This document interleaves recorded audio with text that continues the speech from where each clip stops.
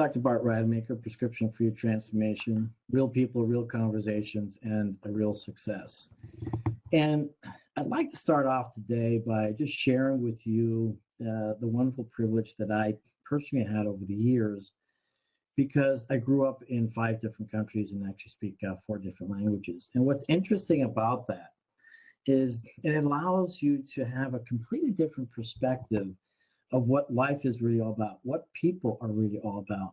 And what I found fascinating in my particular case is seeing how things in one country were absolutely opposing to what was in a different country, and knowing that each was right.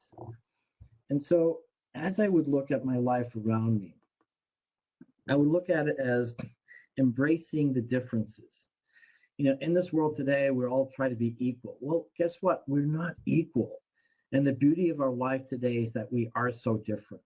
Because in my opinion, in my world, that's truly the genesis of our creativity. It's truly the genesis of progress in the world. The challenge is that too often we are faced with challenges that are very scary, that really potentially compromise or sacrifice our lives in so many different ways. I mean, just look what's happening in the world around us. And so many unfortunate cases happen. And so how do we survive this? And so we can look at it from a personal perspective and just think of ourselves as our own microcosm and just take care of ourselves or perhaps our immediate family, and that's it, and forget about the rest of the world. But that doesn't deliver progress. The truth is that we live in our world today with over 8 billion people. And everything that I do, everything that you do, everything that everyone does in this world has an impact on everything else, as much as you're not aware of it, but it does. And so the question that we then have to ask ourselves, what's our responsibility in this world? What is it that we can contribute? And the first thing that I say is we must evolve. We all must evolve to a higher level of consciousness so that we can be more of ourselves, enhance our own potential, or actually, let me rephrase that, manifest our own true potential, and so that we can be so much more for this country. I'm delighted today because we're gonna be talking to this amazing woman who comes from Europe and has undergone incredible experiences that I can't even imagine what those are like. But the truth is that she's used this, and she's using this as what she calls being a change architect. She is inspired by others that are changing the world around us in the best possible way. And she's also an amazing instrument in the world that we have here in the United States in inspiring and coaching others to be part of that process of sustainability in this world. And so I want to welcome this amazing woman, Vildana, on this platform, Prescription for Your Transformation, that place where people have a voice so that you can discover different ways to approach our global citizenship. So thank you so much for joining me today. Well, thank you. Thank you for the wonderful introduction, and it's a privilege to be here with you. Well, it truly is a privilege for myself and everyone else listening, because it's all about perspective. And the truth is that when we limit our perspectives of the world around us, then we also limit, our contribution to the world, but more importantly, our own evolution. And so I would have to admit, it's unfortunate that you went through what you went through, but look at you today and being that architect, being that thought leader, so that other people can be inspired to change for the better. Thank you. Well, I try my best. Yeah. Well, we can look at events in our life from a negative standpoint. We can see ourselves as victims, or we can kind of meditate on it a little bit and use that energy for the common good. So it's totally up to us.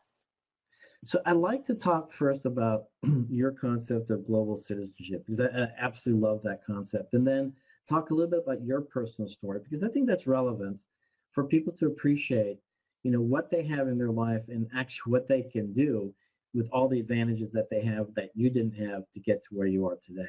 But what's the concept that you have about global citizenship? Why is it important? And perhaps even let us know a little bit about your involvement with the United Nations. Yeah, sure. Well, I firmly believe that, alone we can do so little, and together we can do so much. Um, at a very young age, as a young teenager, I my life took a drastic turn, and I went overnight, literally overnight, from being daddy's little princess and enjoying my school and my various activities to overnight being homeless, stateless, countryless, and just with our clothes on our bodies, passport, and going. I didn't know where that day when we were escaping the war. And so at a young age, for me, uncertainty became like a norm. I know people nowadays, oh my gosh, try to avoid uncertainty. They're planning, doing everything. But for me, uncertainty was a way of life. And going through being a refugee, the word that I don't like to use, but it is what happened. I realized that the world is so small, actually, that the nations don't matter, that the borders don't matter. I was stateless. My home country was falling apart. So 4 years later, I was still a young teenager, and I finished high school in Germany, and I decided to go back to a war-torn country. After the day, 4 years I didn't see my dad, didn't see any of my family members. And then United Nations was there, NATO, they were trying to rebuild everything. And I found myself working with United Nations, and it was quite life-defining experience to work with people from all over the world. And so that really shaped me, not only culturally, but also intellectually and, of course, professionally. So that I realized at a young age that we're all one, that we're all interconnected, and that we need to be there for each other. So if there is a war happening in a country, or any crisis like we have right now in Puerto Rico, we have to be there. We have to help each other. It doesn't matter, if it's United States, or if it's Bosnia, or if it's Germany. So as a global citizen, we should have our feet planted in our country, but we should always have our eyes on the world. And it is our responsibility to be connected. And here's what's true about that, because one of our own 6 human needs, and people are familiar with the world of Tony Robbins, is that we have 6 behavioral human needs, one of which is contribution, and that's more of a spiritual need. And we have experienced more fulfillment in our life, when we can contribute. Here's the truth about contribution. It can happen in so many different ways. And I think what happens too often, unfortunately, people realize, well, Puerto Rico is an island, it's far away, and I'm completely disconnected with it, and I'm not going to do anything about it. And the truth is, we all can. And if we started focusing on what's right in the world, what's possible in the world, and I think that's the direction that you're going in with all the work that you do, is this world could be so much different. And you brought an interesting topic up earlier on, which I'm so glad that you're going to be talking about it. And it's all about, and it's things that I believe in, it's all about education and mobility. And you clearly had a lot of education and a lot of mobility. Even coming from a place of being at a disadvantage, you were still able to get the education that you wanted and still have that mobility. So share with us, how you feel that the young today can be educated and can be mobile at the same time. Well, I consider myself, as a citizen of the world, and I believe that education is the most powerful weapon which we can use to change the world. I know in some countries we just think, okay, education is there, so we maybe don't appreciate it. However, in many parts of the world, people don't have access to education. So I also have when I was a refugee, what my mother told me every day is education is something no one can take away from you. So because we had everything, literally everything taken away from us. We had, no passport, no home, no country, nothing. We couldn't go anywhere. So as I said earlier, uncertainty became like a way of life. It was a norm. When something is certain, when something is going to happen, I mean, I would start to worry. I'm like, is this really real? So that was one way thing. And then the other way, the other, so to say, strategy to deal with this adversity of being in a war is that education is something nobody can take. It cannot be taken away from you. So your country can be taken away from you, your father can be taken from you, your children, your spouse, whatnot, but education is something that belongs only to you. And I don't mean just formal education. I also believe that self-study. So I also teach at the university. I teach corporate responsibility, and what I always tell my student is one of the biggest attributes of these successful businessmen is that they're very curious. They always learn. They want to invent. They want to do new things. So I would say that, curiosity is something that really, really helped me. I would be in the libraries every day reading books about Eastern philosophy, reading books about political geography, trying to understand the world, because here I was in Germany, in a beautiful country, very safe, going to school every day.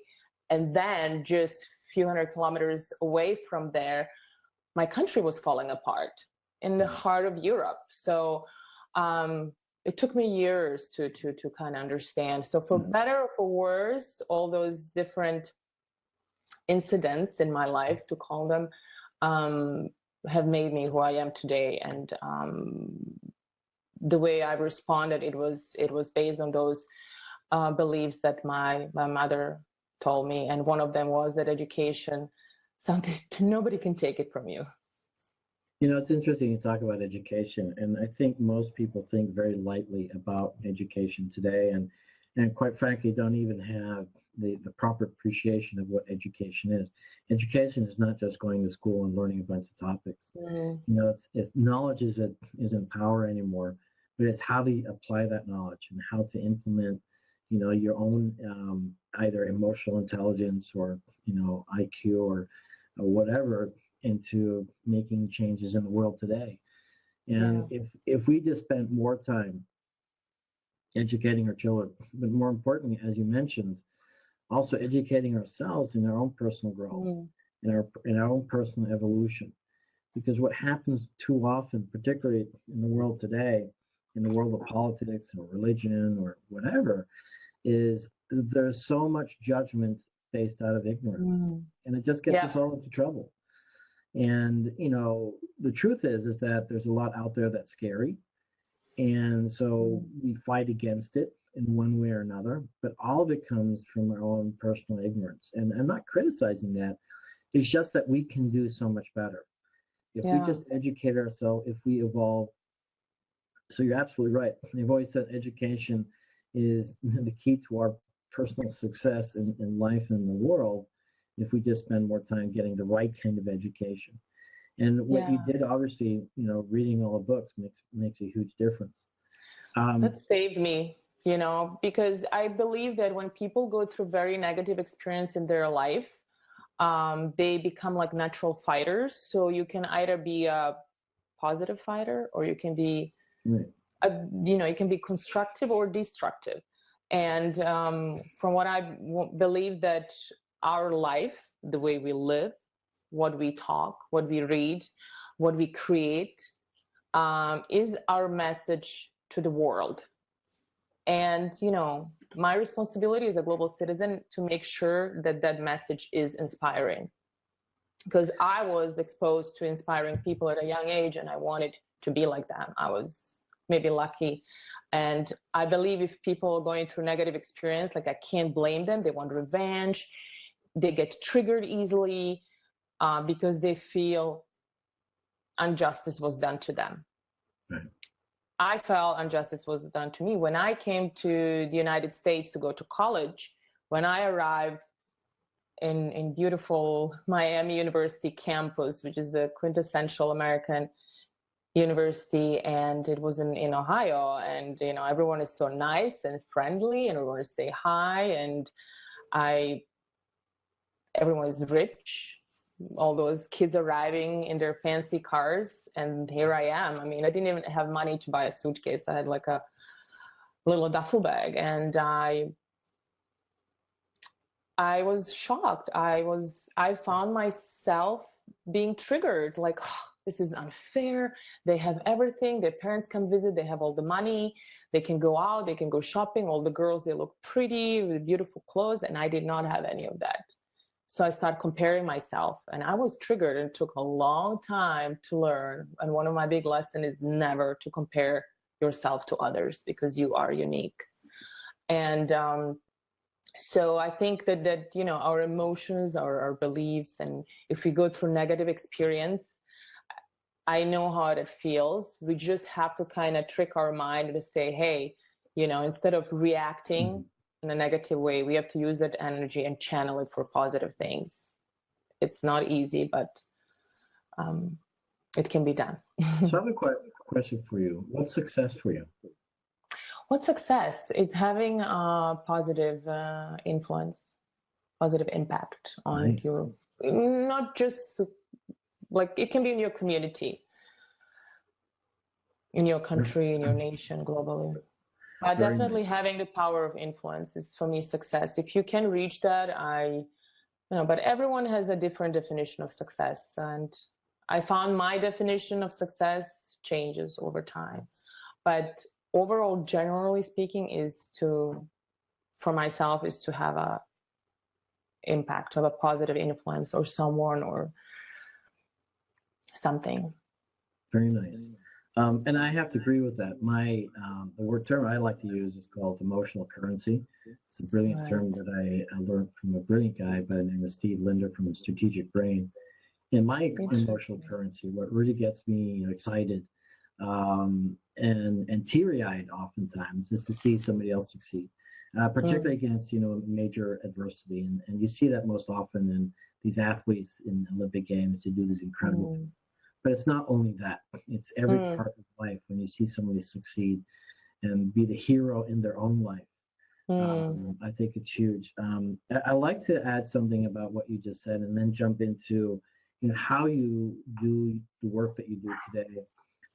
You're consulting with Vildana's Choice and being a change architect. But just one thing I want to add to what you shared earlier on about comparing.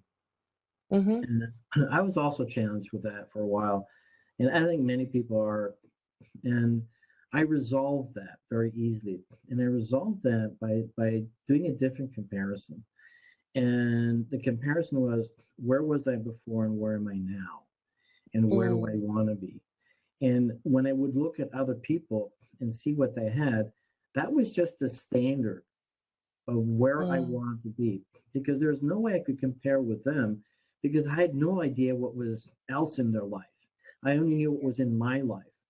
And if the standard was to have a certain amount of wealth, whatever, however you want to define that, wealth and abundance can be defined in so many different ways. But I would look at other people and say, okay, that's my standard. That's where I want to go. So that's my gap. So I know where I came from. I know where I'm at today, and I know where I want to go. And it made my life so much easier then, because it didn't make me more or less than anybody else. Yeah. And it was just, this is the direction that I want to go to. And I just want to share that. But in your case, you came from the corporate world. You've got extensive education, which is absolutely brilliant, in different countries as well, which is awesome, in London and in Milan, and then here in the United States. And so that earns you the right, to do what you do from a global sense. But also you worked in corporate America, and now you have your own business. And I really respect what you're doing today, because more people need to have this approach. Because what's wrong in life is always available, but also what's right. What's not possible in this world is always available, but what is also possible. And what's possible is sustainability. And you don't have to be a tree hugger to think about sustainability. You know, you can also make money as you're doing it and making this world a better place. And that's called conscious capitalism, conscious leadership, you know, green leadership, green capitalism, whatever you want to call it. Capitalism, in essence, is an important part because we still have to make money. You know, we still have, you know, the monetary system. Yes, dollar, exactly. The color of a dollar bill is green. So. Well, there you go. So tell us a little bit, you know, what is your approach or what is your strategy or what is it that you do so that anybody who has a company out there can find you and knows what they can expect from you as, you know, their consultant or their coach. Well, the same way, like I said, that as an individual, I'm responsible to have a positive impact on the world. That same thing can be reframed for a company. I believe, I mean, I studied economics and I work in business consulting. So I believe that company, cannot function if you don't make money. But at the same time, you can add more value to your community, to the environment, and do so many positive things that where you can change other people's life and where you can address global issues that we are facing today. So when I finished college, I started to work with Accenture, which is a consulting company. And I traveled all over the world, and I was really bored working in my office 12 hours, sometimes 15, sometimes 18 hours. And I was looking like, what else is this big corporation doing? What are the programs? I was 25 at the time. And then I heard for the first time about this term called corporate social responsibility. And I was fascinated that they do so many different programs, where one of the programs that I had to get involved with was going to Africa, where you promise that you're going to climb Mount Kilimanjaro, you take a pay cut, you go to Africa, and you climb Mount Kilimanjaro, and you raise funds for Africa. And I was like, wow, this sounds much more exciting than sitting on my client side. You know, I can go to Africa, I can meet those children, I can visit all the villages and see what is really there. So I did not even think about it. I signed up right away as soon as I read that. And that really inspired me. And I even today, there's so many amazing companies that do incredible things. I mean, and individuals, business owners, philanthropic. But that inspired me to create my own consulting company and help my clients thrive ahead of competition for long term and establish their own corporate social responsibility policy. If they don't have it now, if they want, so I can help them with them how to get involved, if it's just in their community or internationally or abroad, or even for their employees. I think implementing like a wellness program where your employees can go on a retreat, where they meditate, do yoga, I think even that shows a corporate responsibility and adds a whole new dimension to the culture of that company. But so our clients, they focus on the maximum impact for the environment and for the communities, and they offer sustainable and innovative solutions. Innovation plays a big part. I believe nowadays we're so advanced. We have all this technology, we have all these tools, cameras, lights, and whatnot. But I believe that technology is using us more than we are using technology. So there's so many apps that are incredible. They're amazing. Like there's an app for meditation. There's an app to track your steps, that you can measure how much you sleep.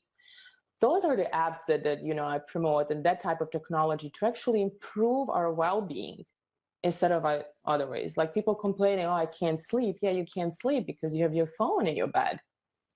So I think over time, we have become slave to technology, and instead of the opposite. So that's why innovation, there is so many other tools that you can use to make a difference in the world and make yourself a better, healthier well-being.